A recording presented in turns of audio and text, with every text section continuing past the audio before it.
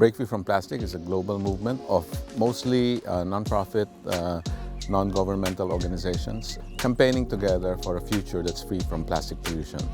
And one key element of the work that we've been doing in the last 3 years since we were born was to expose the story of plastic. What is the real story of plastic that we are in at the moment? And telling the story from the grassroots point of view, from the NGO point of view, from a global point of view, rather than the usual story of it's people's fault, the littering, it's all coming from Southeast Asia. We're really just starting to see what the link is between the petrochemical industry and the plastic pollution. And at the moment we're seeing that the petrochemical industry is seriously expanding and investing in new installations and producing more and more plastics based on, for example, shale gas. And that's also why it's so important to focus on those companies who are actually at the source of what in the end becomes the plastic pollution.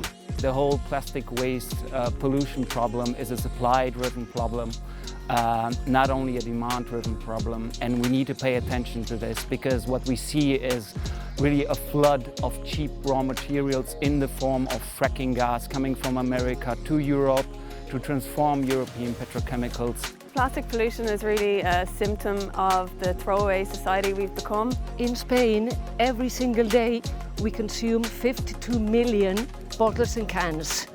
And out of these 52 million bottles, which mainly are plastic, 30 million each day are going into the ocean, into our environment. And unfortunately, plastics are jam-packed full of hazardous chemicals, particularly the endocrine disrupting chemicals that have an impact on our delicate hormone systems. It affects women's lives, and not only because of the waste it creates, but also because it can have huge impacts on women's health. We are polluting the environment, but we are also polluting our bodies and really destroying the economy. Finally, it is becoming a mainstream that prevention and reuse are the solutions to the plastic pollution. Tackling plastic pollution is not only about tackling single-use plastic. We need to go at the source of the problem. We need to redesign plastics. We need to make it reusable. Because the solution is to change the system. So we are looking for a changing system. We have to push them for that.